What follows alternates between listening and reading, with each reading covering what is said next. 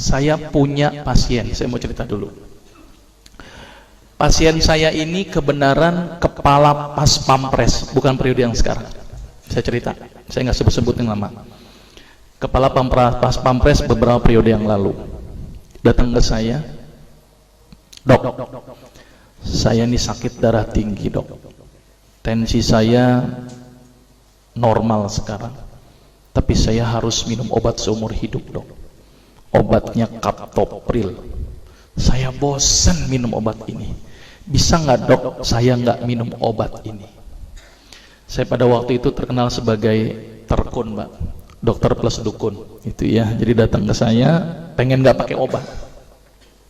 Saya bilang ke bapak itu, baik pak, kita coba. Obat saya stop, saya kasih apa? Timun, seledri, bawang putih, pisang raja, kurma. Pulang pak, kontrol lagi minggu depan. Apa yang terjadi setelah minggu depan? Tensinya tambah naik pak.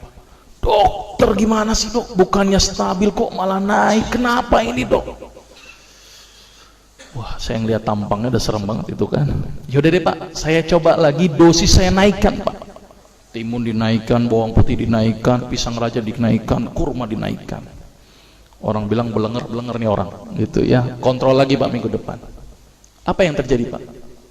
Setelah minggu depan tensi tidak turun-turun. Saya pada waktu itu sempat hopeless. Aduh, harus gimana lagi? Dan bapak itu bilang ke saya, ini real pengalaman saya ketika praktek, dan real saya menggunakan terapi ini adalah pasien pertama saya. Saya pada waktu bilang ke bapak itu begini, tapi sebelum bapak itu bilang ke saya, dok ini udah nggak berhasil dok, apakah saya harus kembali ke kaptopril lagi? Tapi sama aja dong, percuma kalau saya harus kembali ke kaptopril lagi. Saya bilang ke bapak itu, pak, saya sebenarnya punya sebuah pengobatan ini belum pernah saya gunakan pak. Jadi kalau bapak mau pak, bapak adalah pasien pertama saya yang mau saya coba dengan terapi ini pak. Daripada bawa pulang nggak bawa apa-apa, kalau bapak pun mau. Dia mikir, ya udah dok, daripada saya pulang nggak bawa apa-apa, boleh deh saya coba. Ini luar biasa ini ya.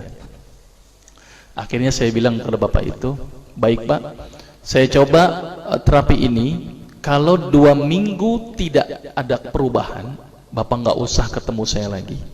Tetapi kalau bapak ada perubahan setelah 2 minggu, tolong pak ketemu saya lagi selama 2 minggu.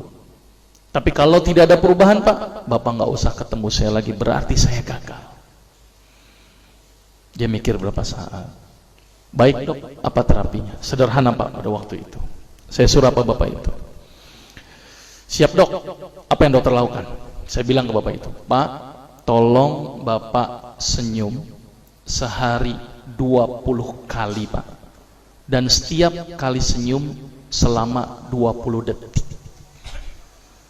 Gila nih kali dokter ya. Bukan dikasih obat malah dikali senyum gitu ya. Sudah pak, jalankan saja. Kalau tidak sembuh nggak usah ketemu saya lagi. Tapi kalau sembuh tolong 2 minggu ketemu saya lagi. Dia mikir, baik dok, tapi bagaimana kalau saya tidak bisa senyum? Ya udah pak, ngelihat kaca senyum sendiri. Saya suruh begitu. Ini jujur saja, ini kasus pertama saya dan saya waktu itu nekat saja karena saya sudah hopeless, harus bagaimana lagi kan, daripada dia tidak mau kembali ke kaptopril. Akhirnya di luar perkiraan saya pak. Ternyata bapak yang kepala pas pampres itu datang ke saya lagi pada waktu 2 minggu kemudian sambil senyum-senyum. Berarti kesimpulannya pak, sembuh pak. Kenapa kok bisa sembuh? Ini yang pertanyaan cukup mendasar. Kenapa kok senyum bisa sembuh? Sampai-sampai itu ajudannya bingung sama saya. Dokter, itu bapak diapain dok? Biasanya kalau upacara marah-marah, sekarang senyum-senyum. Baca koran, senyum-senyum. Bengong sedikit, senyum-senyum. Saya bilang memang target terapinya begitu, harus 20 kali sehari. Ternyata penelitian menunjukkan orang yang senyum sebanyak 20 kali sehari dengan durasi 20 detik setiap senyumnya, maka otak akan mengeluarkan sejenis zat yang namanya beta endorfin. Apa itu beta endorfin? Beta endogenous morfin atau morfin yang dihasilkan alami oleh tubuh. Maka itu kalau orang yang biasa makan morfin, biasanya tubuhnya tidak bisa memproduksi morfin lagi. Jadi kalau orang yang banyak senyum Pak, ternyata morfinnya semakin banyak. Dan ternyata fungsi beta endorfin itu adalah melebarkan pembuluh darah. Maka itu orang yang rajin senyum, itu adalah pembuluh darahnya lebar dan tercegah dari penyakit hipertensi. Tapi penelitian menunjukkan harus berapa kali tadi? 20 kali sehari. 19 kali aja nggak ngefek Pak. Gitu ya. Dan tidak boleh dirapel. 20 kali 20 detik berarti berapa? 400 detik sekaligus saja, nggak ngefek Pak. Yang ada kering itu gigi, gitu ya. Jadi senyum yang berefek itu harus intermiten. Sekarang senyum, nanti senyum, nanti senyum. Ada lagi tuh pasien yang nyeletuk, dok, tetangga saya tuh sering senyum stroke juga. Saya bilang Pak, kalau ada orang yang rajin senyum tapi juga kena darah tinggi juga, berarti senyumnya nggak ikhlas. Ngelihat orang melarat, senyum-senyum. Orang susah, senyum-senyum. Nah ini senyum yang nggak bermanfaat Pak.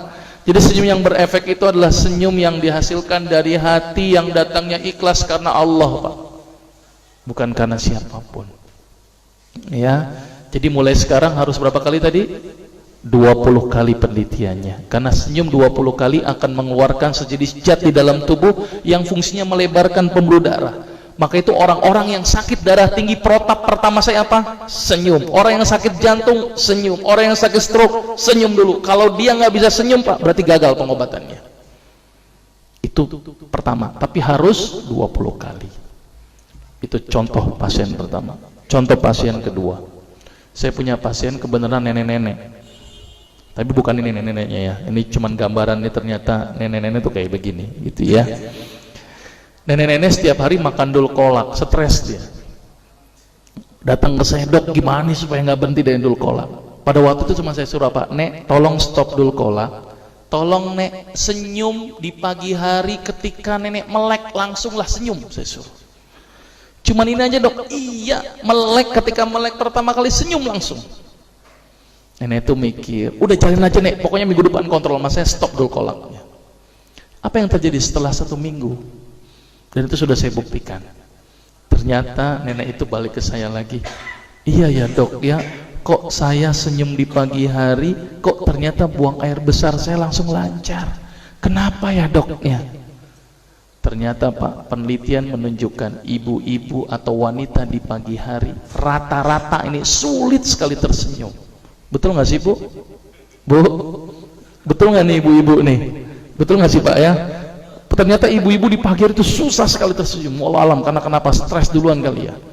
Ternyata ketika orang bangun tidur, gerak usus itu sangat melambat.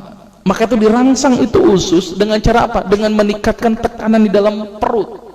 Dengan apa? Ambil efek kayak efek apa? Efek apa sih? Efek ngeden. Efek kayak orang sedikit ngeden. Ketika kita senyum, apa yang terjadi? Akan bikin kontraksi ini ngeden. Coba kalau Bapak senyum, ketawa dikit deh. Kan agak bikin ngeden sedikit Pak. Nah, ketika orang yang pagi hari melek kemudian senyum, akan menyebabkan tekanan di perut meningkat, relaksasi akan timbul, sehingga akan menyebabkan peristaltik usus menjadi lancar. Maka itu orang yang senyum di pagi hari akan memperlancar buang air besar. Dan ciri-ciri orang yang banyak senyum Pak, mohon maaf, biasanya banyak kentutnya Pak. Kenapa Pak? Karena peristaltiknya aktif. Kenapa beri aktif? Karena memang dia memacu.